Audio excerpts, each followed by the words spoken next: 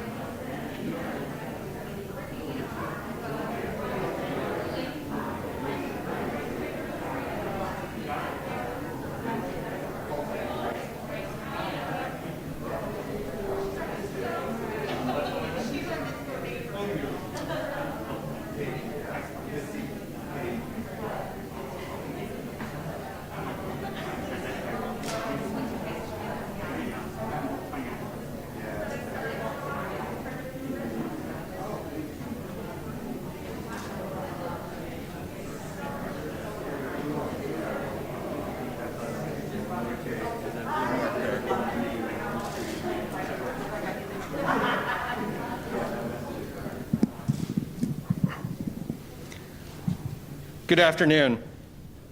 I'm Captain Matt Arney, Commanding Officer of Naval Air Station Whidbey Island. And we're excited today to welcome our First Lady. Thank you. This is an important day for the air station, and we are optimistic that we're going to continue to be involved in and be benefactors of your Joining Forces initiative. Like other military installations and communities, we have many families who struggle every day to get the access to the specialty care and services their families need, especially with the uncertainty of deployments and with the disruption of moves.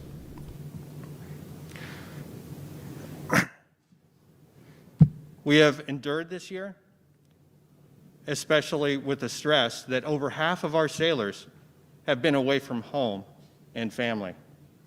We also have spouses in our community who inspire others, and they work to bring that community together. Inclusive and empowerment in their efforts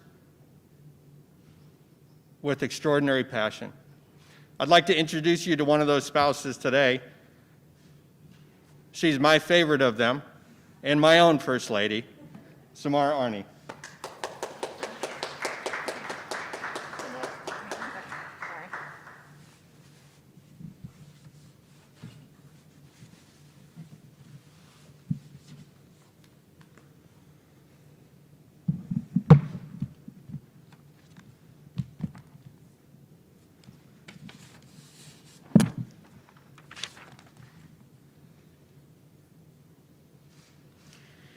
Good morning, everyone.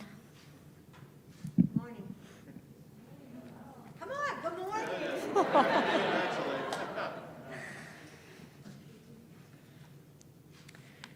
Creating the mindset of empowerment, inspiration, inclusion, and unlocking the potential starts with the genuine willingness to listen and validate the challenges that I and you as military spouses encounter. Today is the day. Today, your voice will be heard and validated by an exceptional leader dedicated to empowering military families.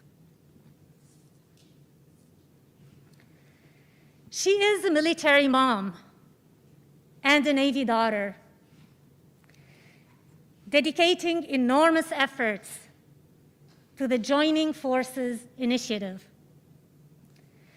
with a primary focus on employment, wellness, and education. Please join me in welcoming the First Lady of the United States, Dr. Jill Biden.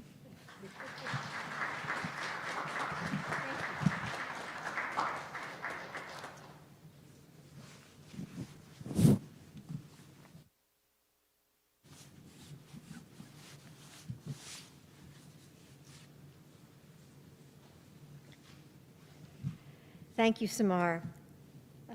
Do you want to sit down? You don't have to keep standing. Really? Listen, I've been where you've been, so I know, when you have to keep standing through all the speeches. So thank you, Samar. I'm so impressed by your work, everything you do, from employment to healthcare to childcare. And you've done it while pursuing a master's degree. So I think that needs a round of applause. And like so many other military spouses, you seem to do it all. So thank you for your dedication and your service, and your leadership here is invaluable. And thank you both to you and your husband, Captain Arnie, for giving me a tour today. And I'm honored to be here. And I have to say, I definitely have some new heroes. I mean, I think when I looked in those planes and I saw, it's just unimaginable to me. And the men and women who fly the planes are just, if you look inside of it, you in the press, I wish you had climbed that ladder with me. And you just look inside of there and you just sort of, it takes your breath away. It just takes your breath away to see what these men and women, their jobs are, and what responsibility they have. And I think all of you are just really, truly remarkable. Whenever I have the chance to visit a naval base, it always makes me think of my dad. And he was a Navy signalman in World War II. And his service in the Navy just shaped really who he was. And he was from a working class family. He was the grandson of Italian immigrants and the son of a man who delivered furniture for a living. And thanks to my dad's military service and the GI Bill that it earned him, he was able to go to business school in Philadelphia. And then he eventually became a bank manager, while my mother stayed home to raise 5 daughters. And that was my family's American dream, a life where military service meant educational opportunities, where the proud daughter of a veteran could pursue her own dreams because her dad paved the way. And choosing to serve your nation as a member of the armed forces or the families who serve alongside of them should be a pathway to opportunity.